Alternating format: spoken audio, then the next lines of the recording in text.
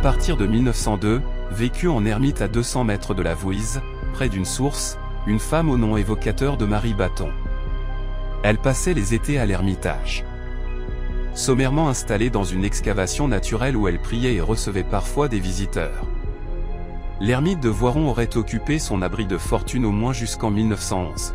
Le club de recherche particulière est allé retrouver ce lieu au passé curieux à Voiron.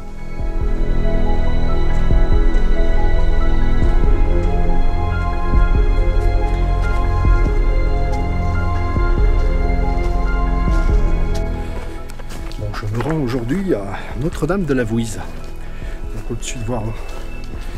Alors nous n'allons pas particulièrement voir Notre-Dame de la Vouise, cette statue. Nous allons chercher l'ermitage de Marie Bâton d'abord. Mais bon, bien entendu, une petite pause s'impose à Notre-Dame de la Vouise pour voir à quoi ça ressemble. Il paraît que la vue est spectaculaire.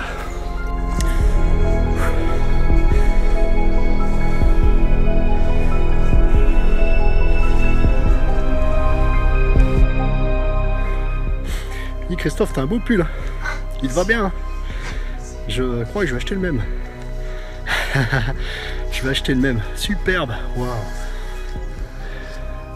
Voilà, vous voyez, ça c'est les pulls que je vends en ligne. Vous pouvez commander sur notre site de vente du club de recherche particulière.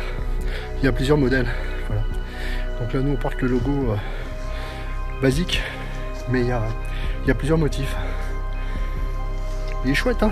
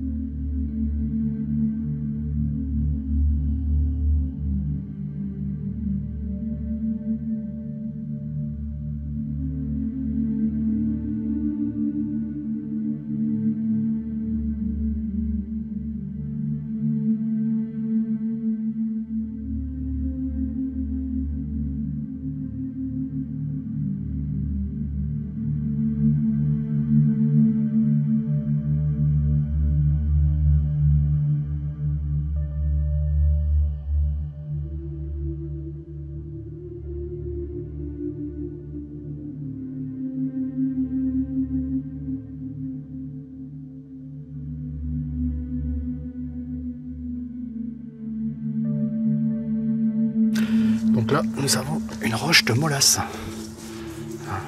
La molasse, c'est assez friable.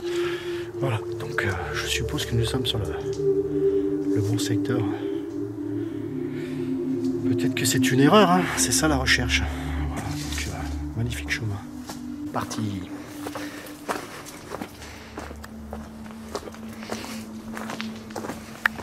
Des endroits magiques comme j'aime. Oh, regardez, les cathédrales.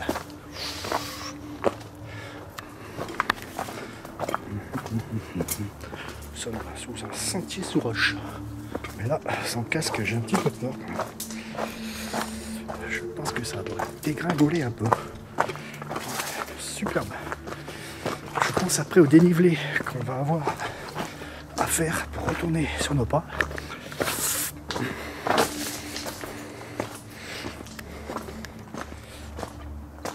C'est vraiment superbe. Vous voyez un peu.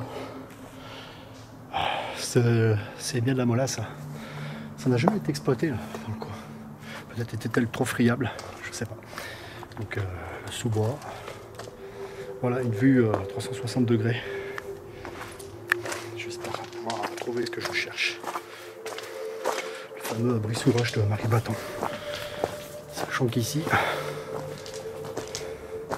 les gens sont déjà venus. On voit qu'ils ont fait du feu.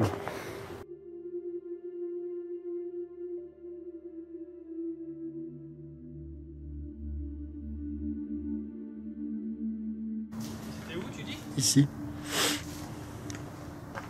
Tu vois, tu peux voir une multitude d'inscriptions sur le... Ouais, tu vois là. Une multitude d'inscriptions, comme c'est une roche qui se taille très bien, la molasse comme ça.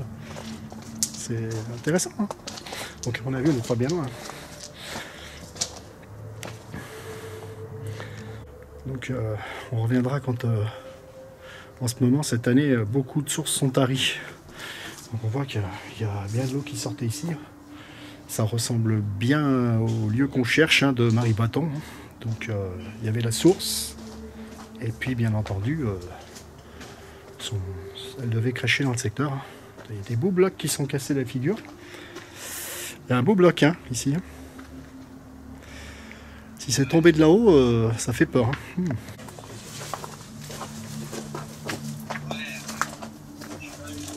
Attends, on n'a pas encore tout vu. Hein. On n'a pas tout vu encore. Hein.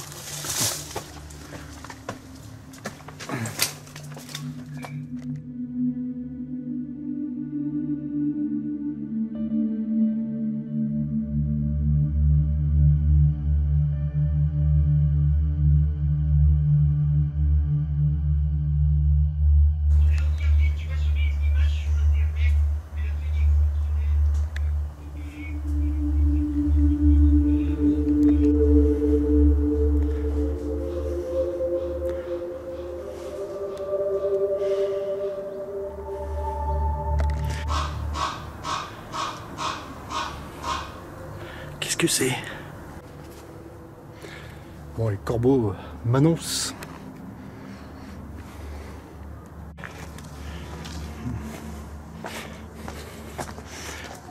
Bon, j'ai encore perdu Huche. Allez, c'est magnifique. On peut voir qu'il y a des inscriptions un peu partout dans les roches. Les gens ont marqué leur passage. Intéressant.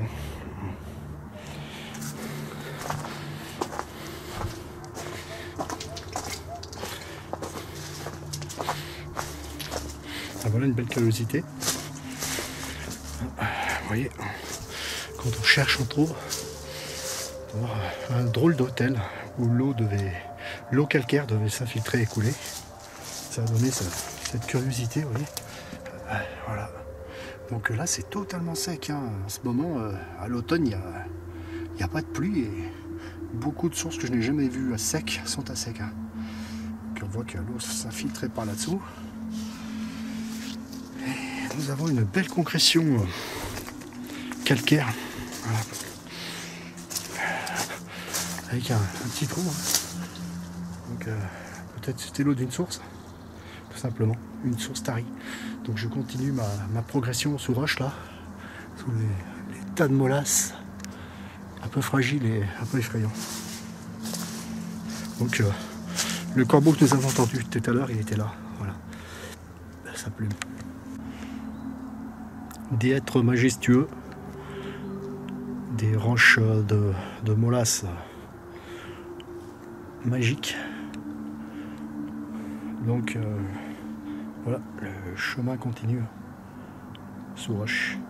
Donc je reviendrai parce qu'aujourd'hui Huche a du mal à suivre. Je ne sais même pas où il est d'ailleurs. J'ai peur d'avoir un peu perdu le copain. Donc il y a énormément de chemin là. Oui, je suis complètement perdu. Bon, je vais pouvoir me repérer quand même. J'ai encore une bonne heure de marche pour le retour avec un beau dénivelé, peut-être un peu plus même. Voilà, parcours plutôt chaotique. On a vu des belles choses. On retrouve le même petit aménagement de petits bassins qu'on trouve à Miribel-les-Échelles, pas très loin, avec l'eau qui serpente, qui suinte. Alors on peut récupérer les petites infiltrations d'eau et ça suffit pour boire, quoi. Voilà. Magnifique. Bon, alors par contre, ce qui est triste, c'est que cette année, voyez-vous, eh ben, elles sont complètement taries. Moi, je vois mon jardin partagé. Chez moi, par exemple, j'ai jamais vu le ruisseau tarir de cette manière et il n'y a pas d'eau. Pourtant, on est à la mi-octobre. Donc la pluie serait la bienvenue quand même. Parce que là, la sécheresse en automne, c'est malheureux. Donc Christophe m'a rejoint.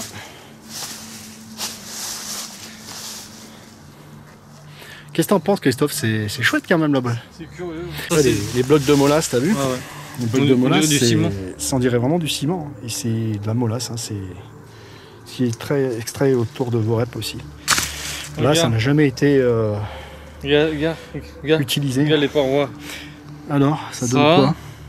Regarde là le rocher, ouais, ici, c'est bien Notre-Dame l'endroit qu'on a vu. visite découverte de Notre-Dame de Marie-Bâton. Oui, c'est bien ça. Hein. Elle était là, il y avait un abri. Mais c'est vrai qu'il y a de l'eau à proximité, donc voilà, Christophe est un jeune, hein, toujours avec son téléphone. Hein. Bon, alors j'aurais dû avoir un ouvrage qui parle de l'histoire de Marie-Bâton, mais je ne l'ai pas encore reçu. Merci les nouveaux services de livraison quand on commande sur internet. C'est magnifique. Voilà. C'est toujours une vraie galère aujourd'hui. On ne sait même pas où ils nous livrent. Avant c'était chez nous dans la boîte aux lettres, maintenant c'est n'importe où. On va au truc, non? À la voiture? Non, du tout. On redescend sur Voron, il va falloir remonter. Ouais, pour ça qu'on va se faire mal aux jambes. Allez, viens, gentiment, on va reprendre le... Non mais tu vois, on va prendre l'autre chemin là, que tu sais, quand on a trouvé le panneau là. Ouais. T'inquiète pas, je sais pas où on revient, ça va être moins galère. Parce que là, on a emprunté un sentier pas très praticable et il y a eu de la pluie, donc ça a été un peu folklorique. Enfin, pour moi, j'ai pas trop de difficultés, mais il y a des gens, il faut savoir que j'ai souvent été accompagné par des personnes qui ont beaucoup de mal. Hein, c'est quand même des... Vous voyez là, c'est des balades quand même qui sont techniques. Bon, on le voit pas comme ça parce que... Mais c'est très technique. Hein. Vous voyez, c'est très très technique, c'est glissant. Il y a des cailloux. Il faut quand même parfois se tenir aux branches. Vous voyez là c'est ce que je fais. C'est quand même... voilà. J'ai un précipice en dessous. Et une falaise friable au-dessus. Bon, après moi c'est pas trop de glisser en bas que j'ai peur, parce que je peux toujours m'arrêter dans un arbre.